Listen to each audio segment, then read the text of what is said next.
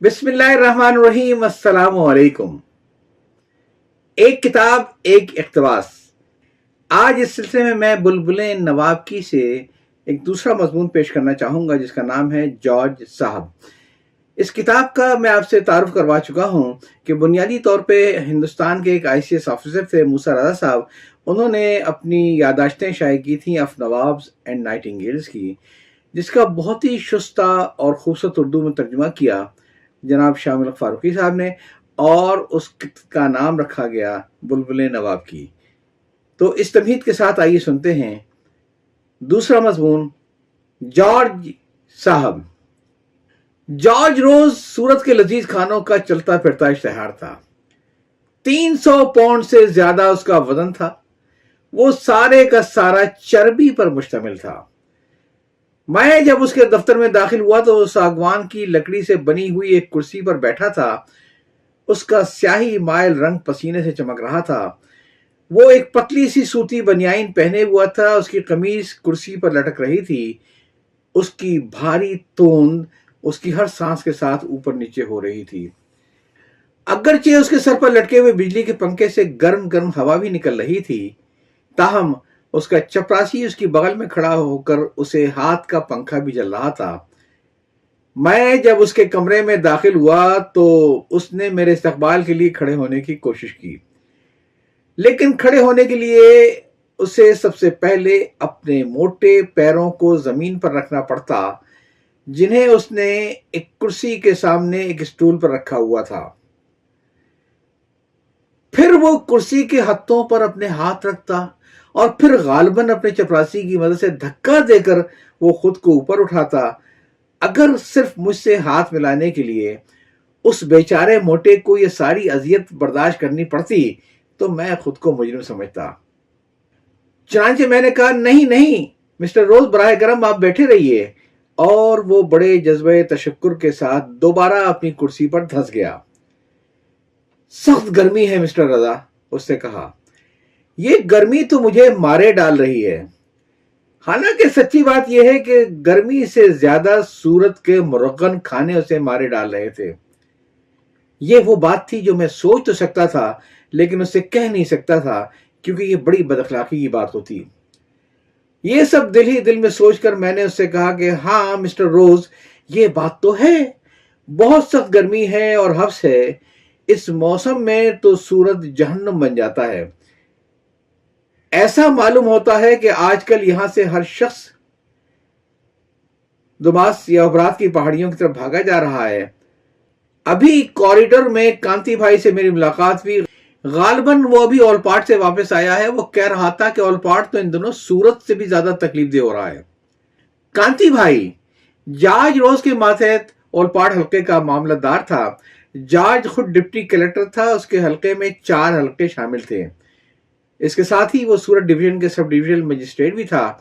इस हैसियत में उसका सदर दफ्तर सूरत शहर ही में था। जॉर्ज ने मुझसे बड़े अफसरदा लहजे में कहा, हाँ देखिए किस कदर बदकिस्मती की बात है कि दूसरे लोग तो इन दिनों वापस जा रहे हैं और हम लोगों को ओलपाट जाना पड़ेगा। उससे यकीनन इस बात की तकलीफ हुई थी कि कलेक्टर ने उसे मेरे साथ जोत दिया था। मुझे 3 महीने के लिए उसके साथ लगाया गया था कि मैं जमीन की पैमाइश का काम सीख सकूं। इस अरसे में जॉर्ज को मुझे अपने साथ तमाम दौरों पर ले जाकर इस बात की तरबियत देनी थी कि किसी देहात का मुआयना कैसे किया जाता है, खजाने के हिसाबात की तनखीह कैसे की जाती है, सब डिवीजन का दफ्तर कैसे काम करता है, ज़ाब्ता फौजदारी दफा 109-110 के तहत छोटे छोटे मुकदमात की समाअत अदालत कैसे करती है, और जेरे काश्त अराजी के वाजिबात से मुताल्लिक मुकदमात की समाअत और तस्फिया कैसे किया जाता है। मैं एकेडमी से नया नया आया था और मेरी ख्वाहिश ये थी कि मैं जिले के कामों की तरबियत जल्द अज जल्द मुकम्मल कर लूं और कम से कम वक्त में जितना मुमकिन हो सीख लूं। लेकिन जॉर्ज रोज की अपनी तरजीहात जरा मुख्तलिफ थी। वो पुरानी कहावत पर यकीन रखता था कि हर काम अपने सही वक्त पर करो। उसने अव्वल कारकुन मामलतदार डिप्टी कमिश्नर की हैसियत से महकमा माल की मुलाजमत में 30 साल गुजारे थे। اور اب جبکہ وہ پینشن پر جانے والا تھا، یہ اس کی آخری تقرر صورت میں ہوا تھا، وہ اپنے یہ آخری چند سال سکون کے ساتھ گزارنا چاہتا تھا۔ اس سے زیادہ اس کی کوئی خواہش نہیں ہو سکتی تھی کہ اسے تنہا چھوڑ دیا جائے تاکہ وہ اپنے طریقوں سے اپنے فرائض کو انجام دے۔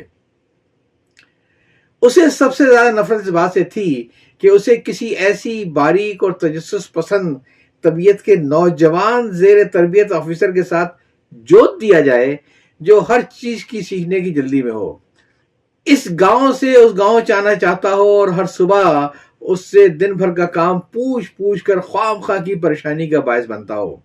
اس کے علاوہ میرا یہ بھی خیال تھا کہ ان نوجوان IAS آفیسروں کے بارے میں وہ بہت اچھی رائے نہیں رکھتا تھا، جو احمقانہ قسم کے چند امتحانات پاس کر لیں، شاہ سواری کے کچھ اسباق لے لیں اور پھر مسوری میں جہاں ان کی اکیڈمی قائم ہے چند لیکچروں میں شرکت کر کے یہ سوچ کر نوکری میں لگ جائیں کہ وہ معاملات دار اور ڈپٹی کلیکٹروں سے بھی زیادہ جانتے ہیں، جو اپنی ملازمت کے 10-20 برس گزرنے کے بعد موجودہ عہدوں پر پہنچے ہیں۔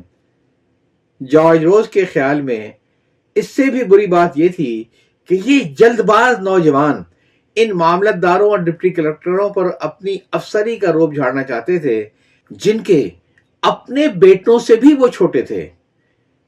جارج روز نے برطانوی حکومت کے زمانے میں انگریز افسروں کے ماتحت کام کیا تھا۔ کیا بات تھی اس زمانے کی!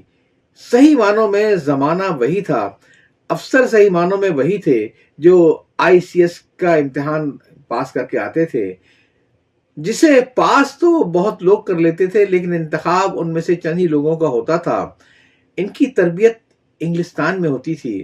وہ لوگ سورت کی گرمیوں میں بھی سوٹ پہنتے تھے، ڈنر جیکٹ پہن کر کھانا کھاتے تھے اور ایسی بے عیب اور بے دھڑک انگریزی بولتے تھے کہ واہ واہ! ان لوگوں کا تعلق بھی خاندان اشرافیہ سے ہوتا تھا۔ وہ وسکی پیتے تھے اور کتے پالتے تھے، اور اب دیکھو آزادی کے بعد کیا حالت ہے۔ گاندھی جی نے کہا بند کرو شراب و کباب کی ان محفلوں کو، اور حکومت نے شراب ہی پر پابندی لگا دی۔ کلب میں تو خیر پینے کا کیا سوال ہے، اپنے گھر میں بھی کوئی شخص شراب کی ایک بوتل نہیں رکھ سکتا۔ جارج روز کو اس پورے نظام سے لاتعداد شکایتیں تھیں جس کے لیے وہ مجبوراً کام کرتا تھا۔ اسے اگر ذرا بھی موقع مل جاتا تو وہ ان افسوسناک حالات کو بدل کر اپنی مرضی کا نظام قائم کرنے کے لیے ہر قسم کی سازش پر آمادہ ہو جاتا۔ ہم لوگ اولپاٹ کے لیے کب روانہ ہوں گے مسٹر جارج؟ میں نے جارج کو اس افسردہ ماحول سے باہر نکالنے کے لیے اس سے پوچھا جس میں وہ خود بخود محصور ہو گیا تھا۔ ہاں اولپاٹ، اس نے کہا۔ اولپاٹ کل صبح 10 بجے تک ہم لوگ روانہ ہو جائیں گے۔ لیکن کیا 10 بجے بہت دیر نہیں ہو جائے گی؟ میں نے پوچھا۔ اس وقت تک تو سورج بھی گرم ہو چکا ہوگا، ہم کھیتوں تک نہیں پہنچ سکیں گے۔ جارج نے ترس کھائی ہوئی نگاہوں سے میری طرف دیکھا۔ غالباً اس نے یہی سوچا ہوگا کہ یہ بے صبر نوجوان آخر یہ لوگ کب تک بے چینی کا مظاہرہ کرتے رہیں گے۔ تھوڑے سے وقفے کے بعد جارج نے بڑے سکون کے ساتھ مجھ سے کہا، نہیں، 10 بجے کا وقت ٹھیک رہے گا۔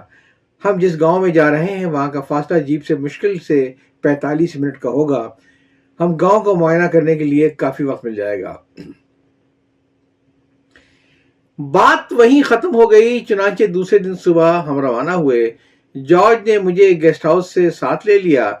چونکہ جیپ کی اگلی قطار میں ڈرائیور کے علاوہ صرف ایک آدمی ہی بیٹھ سکتا تھا اور وہ میں تھا، لہٰذا جارج کو مجبوراً جیپ خود چلانی پڑتی۔ میں یہ محسوس کر رہا تھا کہ اپنے جسم کے گھیر کی وجہ سے اسٹیئرنگ کے پیچھے سکڑ کر بیٹھنا بہت مشکل ہو رہا تھا، اور پھر اسٹیئرنگ وہیل پر اس کا جو وزن پڑ رہا تھا اس کی وجہ سے گاڑی چلانا آسان نہیں تھا، لہٰذا ہم لوگوں کی رفتار خاصی سست رہی۔ دوپہر ہوتے ہوتے ہم گاؤں کی چوکی پر پہنچے۔ کانتی بھائی معاملت دار وہاں پہلے سے موجود تھا۔ تلاتی بھی تھوڑے سے دیہاتیوں کے ساتھ ہم لوگوں کا انتظار کر رہا تھا۔ غالباً اس نے ہم لوگوں کے استقبال کے لیے ان بیچارے دیہاتیوں کو گھیر لیا ہوگا۔ جیپ جو ہی رکی، جارج کوشش کر کے اپنی قید سے نکل کر نیچے آ گیا۔ یہ لوگ کون ہیں اور کیا چاہتے ہیں؟ جارج نے بڑی بے چینی کے ساتھ کانتی بھائی سے پوچھا۔ حضور، یہ لوگ آپ کا اور اسسٹنٹ کلیکٹر کا استقبال کرنے کے لیے آئے ہیں، طلاتی نے جواب دیا۔ جارج نے کہا تو یہ بات ہے، اب ان لوگوں سے کہو یہ اپنے گھروں کو جائیں، شام کو جب ان کی ضرورت ہوگی تو ہم انہیں پھر بلوا لیں گے۔ اس قدر بے توجہی کے ساتھ استقبالیہ پارٹی کو رخصت کرنے کے بعد ہم لوگ پولیس چوکی کے اندر داخل ہوئے۔ دوسری دیہاتی چوکیوں کی طرح یہ چوکی بھی خاصی کھلی تھی۔ اس میں 2 کمرے تھے، ایک بڑا برآمدہ تھا اور ہوا آنے جانے کے لیے تھوڑا سا پردہ مہیا کرنے کے لیے اس میں جالیاں لگی ہوئی تھیں۔ جو ہی ہم چوکی کے اندر داخل ہوئے، جارج نے اپنی قمیص اتار کر طلاتی کو دی کہ اسے کھوٹی پر ٹانگ دے، اور خود بنیان پہنے لکڑی کی ایک لمبی ٹیڑھی کرسی پر لیٹ گیا۔ ایسی کرسی ہر ڈاک بنگلے اور دیہی چوکی کے فرنیچر کا ایک لازمی حصہ ہوتی تھی، چونکہ یہ ایک لمبی اور گہری نشست کی ٹیڑھی کرسی ہوتی ہے اور اس کے دونوں بازو بھی چوڑے چوڑے ہوتے ہیں۔ پھر ان پر تقریباً لیٹ کر پیر رکھتے ہوئے دونوں طرف پائیدان بنے ہوئے تھے، لہٰذا ان آرام کرسیوں پر عام کرسیوں کی طرح آپ آسانی سے بیٹھ نہیں سکتے، بلکہ اس پر ٹیک لگا سکتے ہیں، اور پھر تھوڑی دیر بعد آپ پائیدان پر اپنا پاؤں پھیلانے کی خواہش پر قابو بھی نہیں پا سکتے ہیں۔ جارج نے بھی یہی کیا۔ میں ایک عام سی کرسی پر بیٹھ گیا کیونکہ مجھے لیٹنے کی کوئی خواہش نہیں تھی۔ حقیقت یہ ہے کہ میں کچھ بے چین ہو رہا تھا۔ دوپہر تو پہلے ہی ہو چکی تھی اور میں صورت سے یہاں آرام کرسی پر ٹیک لگانے تو نہیں آیا تھا۔ اس دوران میں طلاتی اور کانتی بھائی اگلے احکام کے لیے منتظر کھڑے رہے۔ حضور، کیا پروگرام ہے؟ کانتی بھائی نے جھجکتے ہوئے پوچھا، حالانکہ یہ وہ سوال تھا جو میں خود پوچھنے کے لیے بےتاب ہو رہا تھا۔ طلاتی نے درمیان میں مداخلت کرتے ہوئے کہا، حضور میں سارا ریکارڈ ساتھ لایا ہوں۔ جارج روز ایک ہلکا سا تمسخر آمیز قہقہ لگاتے ہوئے کہا، بہت خوب، تم ریکارڈ لے آئے ہو؟ بے وقوف، تمہیں معلوم ہے کہ میرے ساتھ کون آیا ہے؟ یہ رضا صاحب ہیں۔ رضا صاحب IAS آفیسر ہے، یہ اسسٹنٹ کلیکٹر صاحب ہیں، یہ کل کلیکٹر ہو جائیں گے، اور تم ان کے لیے اپنے تکلیف دہ اور قابل نفرت ریکارڈ اٹھا کے لائے ہو۔ تمہیں معلوم نہیں ہے کہ یہ سورت سے آج صبح سویرے روانہ ہوئے تھے؟ یہ جوان آدمی ہے، انہیں بھوک لگ رہی ہوگی۔ تم نے ان کے لیے کھانا کیا تیار کروایا ہے؟ کوئی اچھی چیز ہونی چاہیے، ورنہ تم سب پر مصیبت آ جائے گی۔ یہ دھواں دھار تقریر چلتی رہی۔ اس وقت تک یہ سمجھ میں نہیں آیا تھا کہ جارج صاحب کی تون زیادہ تھرتھرا رہی ہے یا طلاتی کے ہاتھ۔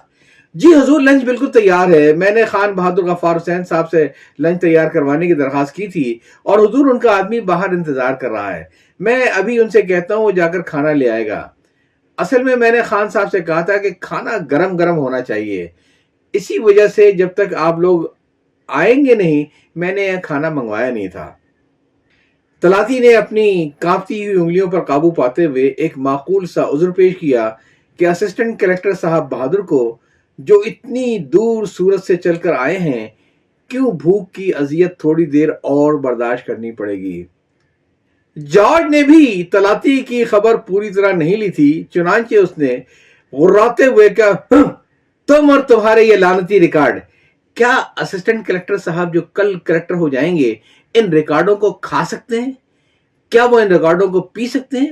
تم آخر سمجھتے کیا ہو؟ بتلاؤ مجھے، تم کیا سمجھتے ہو؟ بھاگ کے جاؤ اور لنچ منگواؤ، اور دیکھو کوئی چیز خراب نہ ہو۔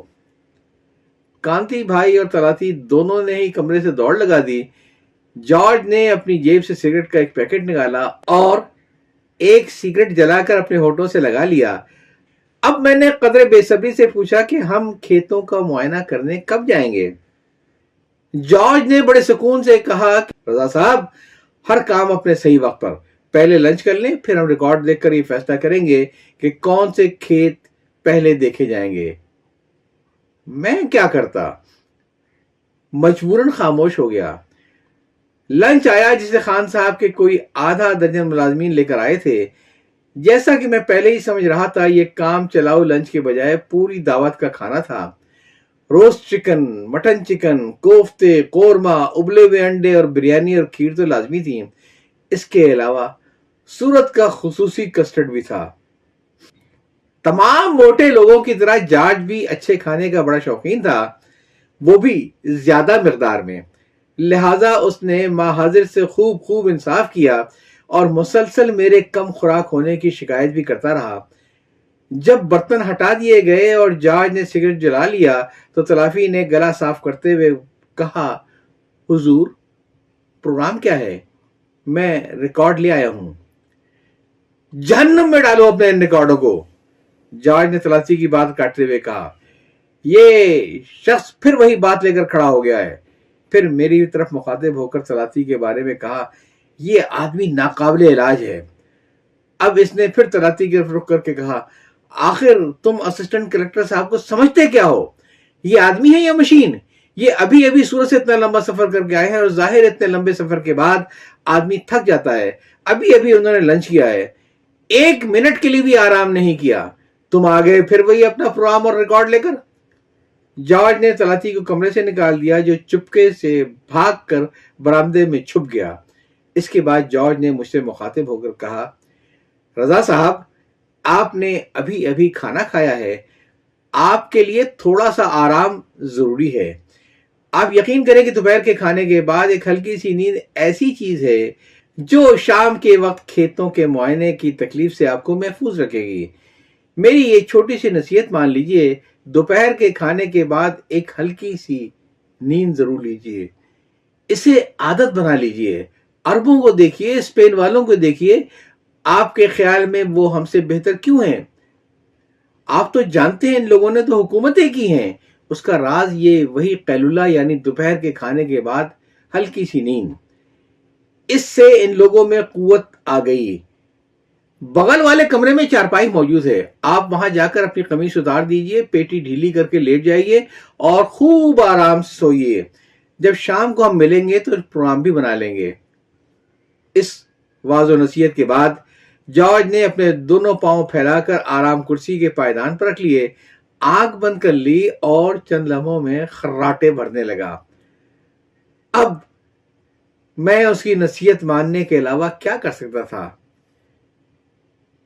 شام کو بیدار ہو کر میں جارج کے کمرے میں آیا۔ 5 بج چکے تھے، آسمان سورج سے نیچے آ چکا تھا۔ کانتی بھائی اور تلاتی اس انتظار میں منڈلاتے پھر رہے تھے کہ کب انہیں طلب کیا جائے گا۔ راؤ صاحب، جارج نے آواز دی۔ گجراتی میں معاملت دار کو عزت کی خاطر راؤ صاحب کہتے ہیں۔ کانتی بھائی آئے اور پیچھے تلاتی بھی آ گیا۔ اب تلاتی کا انداز بڑا خوش آمدانہ ہو گیا تھا۔ وہ یہ تو سمجھ گیا تھا کہ اسسٹنٹ کلکٹر صاحب بہادر گاؤں کو معائنہ کرنے آئے ہیں، گاؤں کا ریکارڈ دیکھنا چاہتے ہیں اور اس کے لیے وہ بہت بےتاب ہیں۔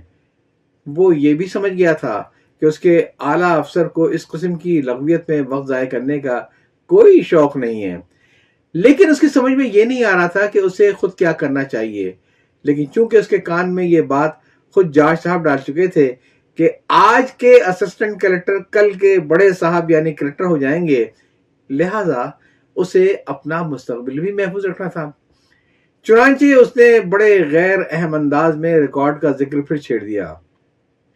اس مرتبہ جارج غضبناک ہو گیا اور تقریباً چیختے ہوئے اس نے کہا، بے وقوف آدمی، میں نے تم سے 1 بار نہیں 100 بار کہا ہے، معلوم ہوتا ہے کہ تمہارے موٹے دماغ میں کوئی بات آتی ہی نہیں ہے۔ ذرا اسسٹنٹ کلکٹر صاحب کی طرف دیکھو، وہ ابھی سو کر اٹھے ہیں۔ تمہارے خیال میں آدمی کو سو کر اٹھتے ہی کس چیز کی زیادہ خواہش ہوتی ہے؟ اگر تم نہیں جانتے ہو تو میں تمہیں بتاتا ہوں، انسان کو ایسے موقع پر چائے کی خواہش ہوتی ہے۔ جاؤ، جا کر چائے لاؤ، اور جب چائے لینے جاؤ تو ساتھ میں کھانے کے لیے کچھ لیتے آنا۔ تلاتی چلا گیا۔ اس وقت تک میرے صبر کا پیمانہ لبریز ہو چکا تھا۔ شام تو پہلے ہی ہو چکی تھی، اب اگر ہم لوگوں کو گاؤں کا چکر لگانا تھا تو اس کی تھوڑی بہت روشنی جو رہ گئی تھی اس کا فائدہ اٹھا لینا چاہیے تھا۔ لہذا میں نے احتجاج والے لہجے میں کہا، لیکن مسٹر روز، کیا آپ کی رائے میں سورج ڈوبنے سے پہلے ہم لوگ تھوڑا سا کام نہ کر لیں؟ آپ بالکل فکر نہ کیجیے رضا صاحب، جارج نے سکون کے ساتھ مجھ سے کہا۔ گاؤں کا اور کھیتوں کا دورہ کرنے کے لیے ابھی ہمارے پاس کافی وقت ہے۔ میری بات مان لیجئے، میں بوڑھا آدمی ہوں، میں نے 35 سال نوکری کی ہے، آپ ابھی جوان ہیں، ابھی آپ کو بہت دنوں تک ملازمت کرنی ہے۔ یہ دیہاتوں کے معائنے، کھیتوں کے معائنے اور انڈسن کے وضع کردہ اراضی کے سینکڑوں قسم کے فارم بھرنے کے لیے ابھی آپ کے پاس کافی وقت پڑا ہے، ابھی آپ نے ملازمت شروع کی ہے، یہ آپ کی زندگی کا بڑا خوبصورت دور ہے، اس دور میں تو ہنسی مذاق اور سیر و تفریح سے کام لیجئے، کل جب آپ نظم و ضبط اور امن و امان کی خاطر مسائل میں پھنسیں گے تو آپ ان دونوں کو بہت یاد کریں گے۔ نہ اس روز ہم لوگوں نے کھیتوں کا معائنہ کیا، نہ پھر کسی دیہاتیوں کا ہم نے چائے پی، ڈنر کھایا، رات پھر وہیں چوکی میں سوئے اور دوسرے روز صورت واپس آ گئے۔ آخر کار میری تربیت کا یہ فریضہ کانتی بھائی نے سنبھال لیا اور اس نے مجھے اینڈرسن کے ضوابط آراضی اور ان پر پنپتکاروں کے اضافوں کے تمام اسرار و رموز سے آگاہ کیا۔ مجھے جارج سے مقدمات آراضی کی سماعت کی تربیت بھی لینی تھی۔ اس کا طریقہ یہ تھا کہ جب وہ عدالت لگاتا تو میں اس کے ساتھ بیٹھ کر کارروائی دیکھتا۔ جب میں پہلی بار وہاں بیٹھا تو اس دن بڑی گرمی اور حبس تھا۔ جارج حسب معمول اپنی قمیص اتار کر سوتی بنیان پہنے ہوئے تھا۔ عجیب بات یہ تھی کہ جارج پسند تو انگریز افسروں کو کیا کرتا تھا جو سڑی گرمی میں بھی سوٹ پہنتے رہتے تھے، لیکن وہ خود کو اس پابندی سے مستثنا سمجھتا تھا۔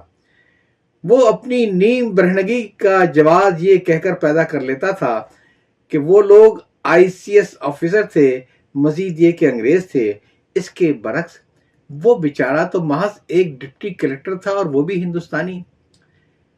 جارج کی عدالت میں کوئی آدھا درجن وکلا کالے کوٹ پہنے اور سفید کالر باندھے ہوئے موجود تھے۔ ان کے موکل چند دیہاتی ان کے پیچھے بیٹھے رہتے تھے۔ ان لوگوں کی سمجھ میں مقدمات کی کارروائی مشکل ہی سے آتی تھی۔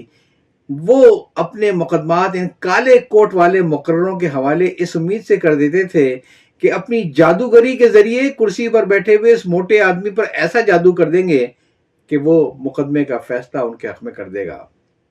ایسا ہی جادوگر ایک دبلا پتلا نظر آنے والا ادھیڑ عمر ایک پارسی وکیل ایک روز عدالت میں اپنی معروضات پیش کرنے کے لیے کھڑا ہوا اور بولا، جناب عالی، اگر آپ پسند کریں تو میں اپنی معروضات پیش کروں؟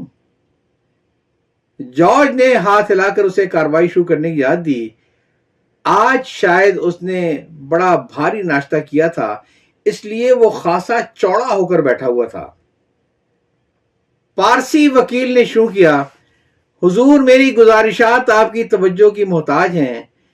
میں 23 سال کی ایک جوان بیوہ ہوں۔ میرا شوہر شادی کے 4 سال بعد 3 بچے چھوڑ کر مر گیا۔ جو ہی میرا شوہر مرا میری ساس نے مجھے اذیت دینا شروع کر دی۔ میرے شوہر کے بھائی روزانہ مجھ پر تشدد کرتے، وہ سب یہ چاہتے تھے کہ میں ہندو غیر منقسم ہندوستان کے قانون کے تحت اپنے حقوق سے دستبردار ہو جاؤں، وغیرہ وغیرہ۔ وہ اسی سپاٹ لہجے میں اپنی تقریر کرتا جا رہا تھا۔ میں نے اپنی زندگی میں پہلی بار ادھیڑ عمر کے ایک باوقار پارسی کو یہ دعویٰ کرتے سنا تھا کہ وہ ایک جوان ہندو بیوہ تھا۔ اس کے 3 بچے تھے۔ مجھے بعد میں معلوم ہوا کہ اپنے موکل کی پیروی کرنے کا یہ ایک عام طریقہ تھا، لیکن جب مجھے پہلی بار اس انداز تخاطب کا تجربہ ہوا تو بہت لطف آیا۔ جب وکیل اپنے عروج پر پہنچا اور قوانین و نظائر سے اپنے دلائل کو بھاری بھرکم بنانے لگا، اس وقت تک جارج اپنی کرسی پر سو چکا تھا۔ حقیقت یہ ہے کہ وہ بڑے زور سے خراٹے لے رہا تھا۔ میں سوچ رہا تھا کہ وکیل اس صورتحال سے پریشان ہوگا اور اپنے لہجے کی یکسانیت میں کوئی تبدیلی پیدا کیے بغیر SDM کو ضرور بیدار کر دے گا، لیکن وہ تو اسی انداز میں بولتا جا رہا تھا جیسے SDM اس کی ایک ایک بات کو سن رہا ہو۔ میں نے دوسرے وکلا کی جانب دیکھا، لیکن کسی کو بھی کسی قسم کی کوئی پریشانی نہیں تھی۔ بس ایک بیچارہ عدالت کا کلرک واحد آدمی تھا جو پوری دلچسپی لے رہا تھا۔ وہ وکلا کے بیان کردہ نکات کو لکھتا جا رہا تھا جیسے اس کی زندگی کا انحصار اسی پر ہو۔ وکلا جن کتابوں کا حوالہ دیتے اور کاغذ کے نشانات لگا کر انہیں پیش کرتے، انہیں یہ کلرک وصول کر کے اپنے سامنے رکھتا جاتا۔ یکے بعد دیگرے مقدمات پیش ہوتے رہے اور یکے بعد دیگرے وکلا کھڑے ہو کر اپنے دلائل کی ابتدا اس سے کرتے رہے کہ جناب عالی، اگر آپ پسند فرمائیں تو میں اپنی معروضات پیش کروں۔ اسی اثنا میں جارج کبھی کبھار اپنا سر قدرے بلند کرتا اپنی خونی آنکھیں کھول کر یکساں لہجے میں بولتے ہوئے وکیل کو دیکھتا اور پھر اپنا سر جھکا کر خراٹے لینے لگتا۔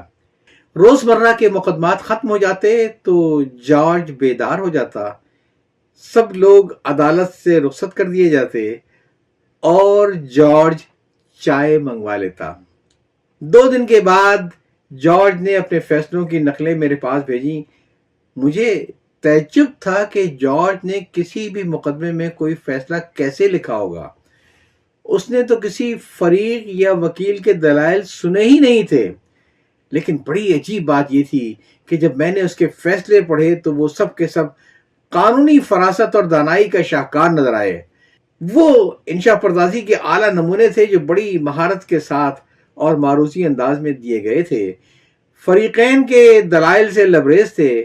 آخر میں اختتامی فیصلوں والے حصے میں بھی تمام متعلقہ نظائر کی روشنی میں پورے دلائل کے ساتھ دیے ہوئے تھے۔ یہ ایک راز تھا۔ میں سوچتا تھا کہ جب تک یہ ریکارڈ مرغ کی ٹانگ نہ ہو، دستاویزات کوفتے نہ ہو اور دلائل بریانی نہ ہو، اس وقت تک جارج کو ان سے کیا تعلق ہو سکتا ہے؟ ظاہر ہے جب یہ صورت نہیں تھی تو پھر وہ ایسے فیصلے کیسے لکھ سکتا تھا؟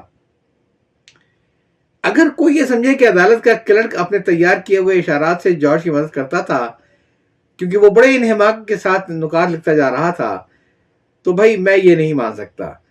جارج کے پاس اتنا وقت یا صبر کا مادہ کہاں تھا، یا اسے زبان و بیان پر اتنی قدرت کہاں تھی کہ وہ اتنے مضبوط قانونی فیصلے لکھ سکتا؟ میں نے جارج کی عدالت میں کئی بار شرکت کی۔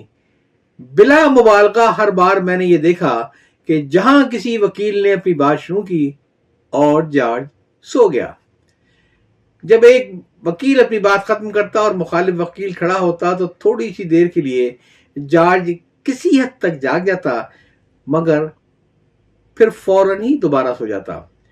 تاہم جب اس کے مقدمے کا فیصلہ مجھے دیکھنے کے لیے ملتا تو وہ ہر لحاظ سے مکمل اور عمدہ تحریر کا نمونہ نظر آتا تھا۔